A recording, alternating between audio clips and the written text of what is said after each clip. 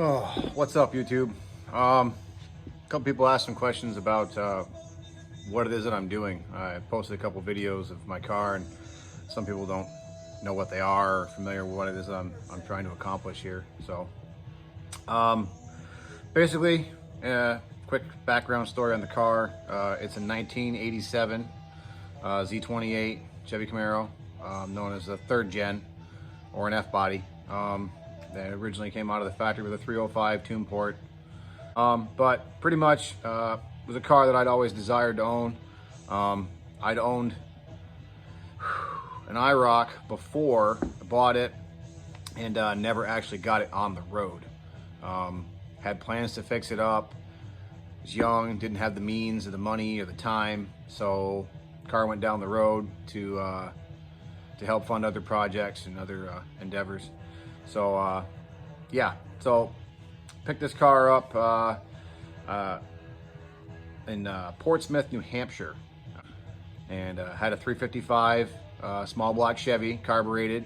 Had been converted over from the tune port. The computer and stuff was taken out of it, and it always ran decent. You know, when I first bought it, I didn't really know what I was looking for as far as like where the rust was going to be, what was going to be bad, what was going to be good. Probably should have looked at it a little bit better, but I wanted a car that I could build, a car that I desired for a long time. And I inherited a small chunk of change, from when my father passed away. And my father and I always had great hopes and dreams to build a car together. He did a lot of that when he was younger, and never got that chance to. Unfortunately, cancer sucks. So I took this as an opportunity to take that money and have something physical that I could work on, you know, with his memory in mind, and kind of carry on and live out some of those hopes that we had together that we didn't get a chance to do. So bought this car, brought it home, was super excited about it. Should have known pretty early off that this car was a bit of an omen. On the way home, we got into an accident, totaled the truck that was towing the car home, destroyed it. Yeah, needless to say, it was a long day, and much longer than it should have been. And so I owned the car for quite a few years, drove it, had a great time with it, got pulled over my fair share of times with it. And then my wife and I bought a new house and moved into it with this beautiful garage that I'm in now. I didn't have a garage at the time, and now I have a garage. Pulled it inside with the plans to fix the rust that I'd found and messed with before, and, you know, get it back on the road again. And a couple of years get by, and dust collects in the car, and, you know, a good friend of mine was over one day looking at something else, and he's a big gearhead himself, and looks at the car, and he's like, what are you doing with this? And I was like, I don't really know. I'm not really doing anything with it right now. My plans are to rebuild it at some point and put it back on the road. And he goes, well, why not now? So I didn't really have a good answer for that question, why not now? So I said, you know what? You're right. Now is the time. I have a good job. I have a beautiful space to work in, as disorganized and messy as it is at this time. But still, a nice heated garage. So what the hell? I got it up on blocks and started tearing it apart and finding all the rust, and dove right into it. So that's where I'm still at right now, is fixing rust. I've been accumulating parts and pieces to my plan. So the current route is it's 87's Camaro with it's gonna have a 5.7 LS out of a 98, I believe, SS Camaro, 4th gen, donor car. And I'm swapping over to the T56 6-speed transmission, LS1 brakes, bringing the wheels over from the SS, and a bunch of other really cool stuff. You know, a bunch of go fast goodies for the motor. I'm not just going to throw it in there stock. Brian Tooley Stage 3 cam, new intake. Bought a nice set of LS 862 heads, casting number 862. A little bit smaller intake valve, but a smaller combustion chamber on top of my engine with the flat top piston should I'm being conservatively, it'll be about 11 to 1 compression. It should make damn good horsepower at that level. With a smaller intake valve, it should be pretty snappy as well. So yeah, I mean, that's kind of a little bit of a scoop on it, and background on it as far as where I'm at right now. I'm still fixing rust. I'm on the home stretch now. I've only got a few more things to button up with the floor, and then it's on the quarter panels. And when the quarter panels are done, it's going to be some like scrubbing down. Like I'm going to have to scrub down the engine bay, get that all ready for some POR 15, as well as I'm going to have to seam seal a lot of my joints and stuff, and clean up things and any kind of gap that might be anywheres in POR 15, all of that, and then rubberize undercoat the underside of it. And when I'm done, even the ugly that I put in this car will likely be incredibly difficult to see. Although I'm not really worried about it. Like I've said before, it's a go car, not a show car. Good friend of mine is going to be the one that's going to paint it for me. Going to be painting it bright metallic blue.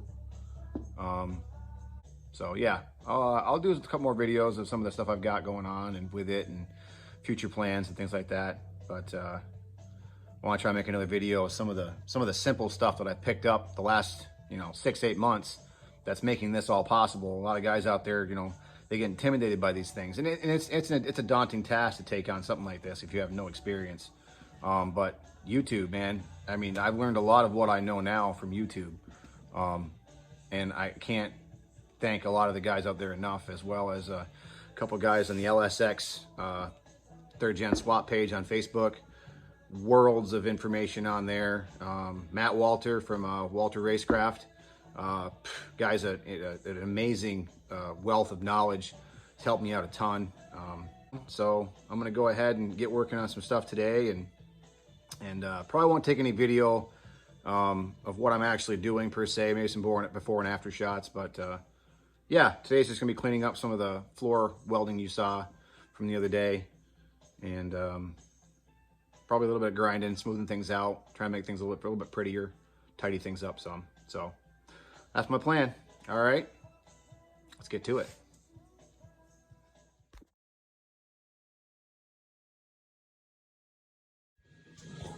Still have all my hair. Man, smelled some stuff burning there for a little while. All right, so I got this finished welded in for the most part, all around the backside here, all along it through. Sheet metal screws, like I mentioned previously in another video, are great for bringing pieces of metal together so you can weld them, and then you just back out the screw and then fill back in the hole. But at times that's not always an option, and it can be a real pain in the ass. So in the event, like over here, I had a gap. So what I ended up doing was leaning on this side over here to get this corner pushed down nice and tight, put a tack on it, and then I came over a little bit more and put another tack on it, and then so on and so forth here and there. And as you start to tack it down, you come back in with your body hammer, and you can just kind of move that around how you need it to be, and help move it, because this metal off in the middle of nowhere all by itself is not going to want to move. It's going to keep flexing back and forth. When you start tacking it in certain places and then tapping on it in between, it'll start to move because it can't get away. It's being held down. So nice little tip trick. Sometimes it can be a real pain in the ass trying to form these things to these cars. Obviously, these things are made with a gigantic hydraulic press. It comes down and just stamps all these things in one giant piece. It's difficult to recreate that. So yep, gonna hop underneath now and put a couple more welds on the frame structure. So back in a minute. All right, here we are underneath. Pull the cross member out and put some extra welding in along the edges of these. I'm gonna come back in with a grinder and touch all these up, but I don't know, I think this will come along nicely. You can see how far in this actual piece goes all the way into about the middle of this hole. It's fully welded all the way around underneath, and welded all along here, on the edge of the floor in places. Far more than what what the factory had done originally. Of course, I mean, whatever. A lot of guys are driving around with these things in great shape. They've never had rust in them, and just the spot welds holding it together. But a little extra couldn't hurt, you know. So, yep, time to get the grinder out and make things pretty.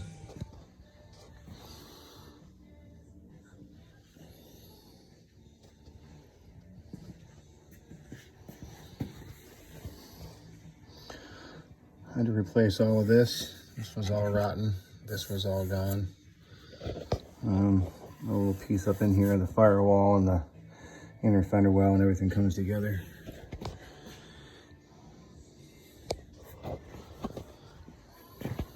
All this inside kick panel. This is the first stuff I did, so it's not nearly as pretty as I'd like it to be, but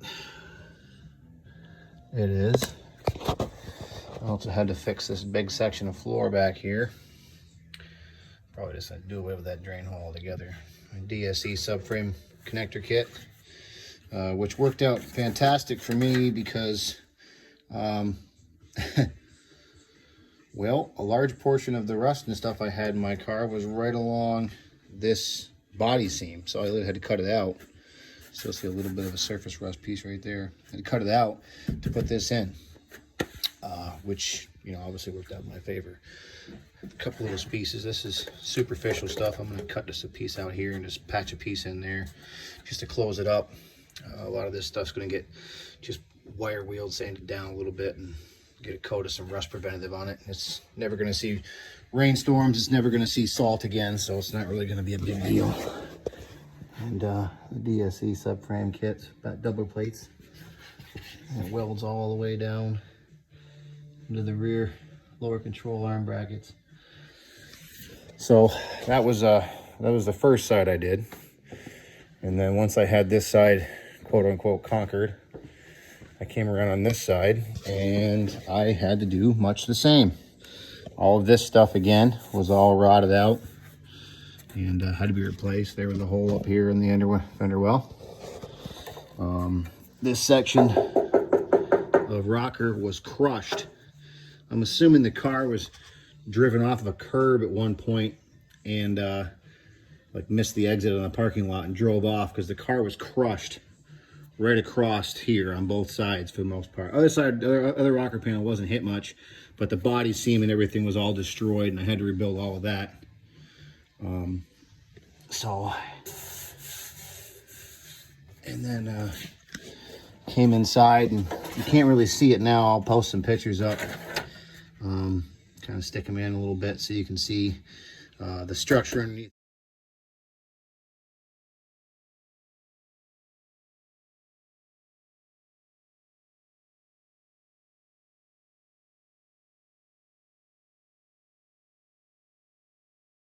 All of this stuff that actually ties the lower control arm superstructure and everything to the body seam, which essentially makes this whole corner rugged, was gone. It was broken. It was cracked right on through.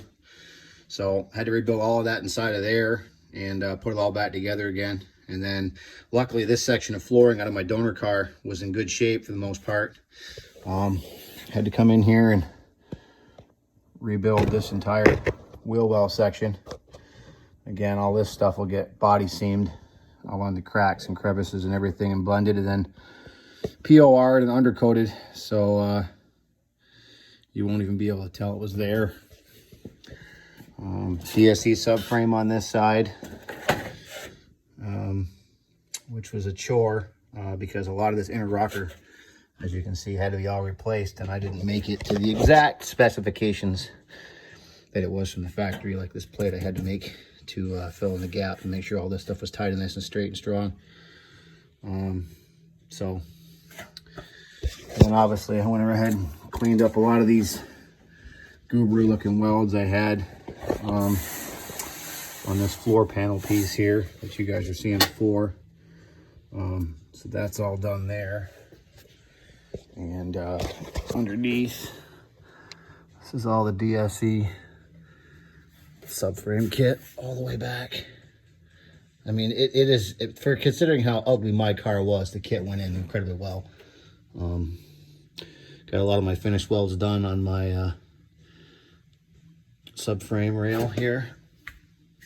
My trans-cross member. Welded this one all the way around to the other side. Touched all these up in here. So she's good and strong now. And between that and the subframe,